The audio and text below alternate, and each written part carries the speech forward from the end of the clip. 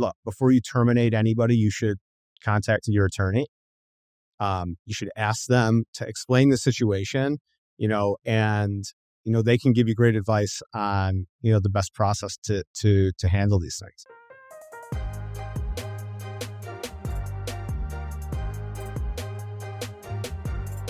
Let's pivot to labor laws a little bit if we can. So what labor laws should I be aware of if, I'm hiring staff for my restaurant, or, how can I avoid common legal issues related to employee relations? Yeah. So this is another really hot button issue.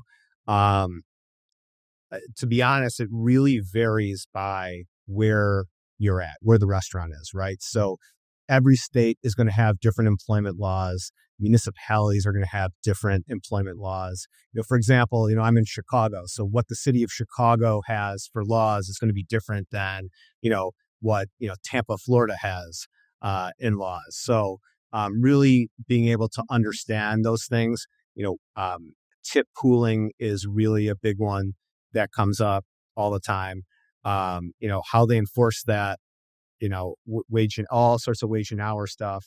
I advise, put in your budget a good HR person.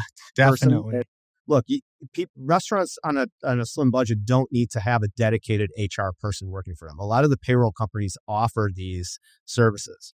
Look, you should have an attorney that you could always call and ask these questions, but understanding at least what's out there and what the laws that affect your restaurant area are you at least need to know the lay of the land.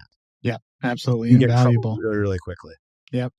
And what if I wanted to open a new restaurant and hire a celebrity chef or a super renowned talent? Like, what type of employment agreement should I offer in order to attract and protect those high profile staff members?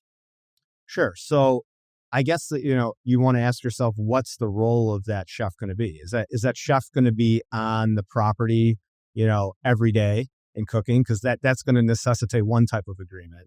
Or are you looking at an arrangement where they come once a quarter or once a month, and shake hands?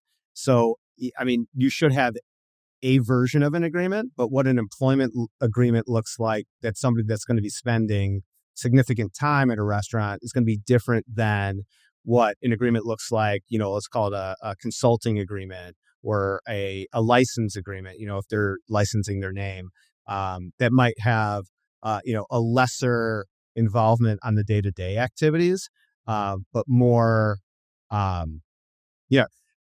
again, protecting the IP. These are all things that you want to do. So, yep. And what if things go left? What if they go wrong, right? How can operators and owners kind of handle employee disputes, whether it be something like wrongful termination, wage disputes, just so that they can avoid super costly legal battles? Yeah. So again, I think that this is a big value of the HR function, having employee handbooks that set forth processes on these things. Look, before you terminate anybody, you should contact your attorney.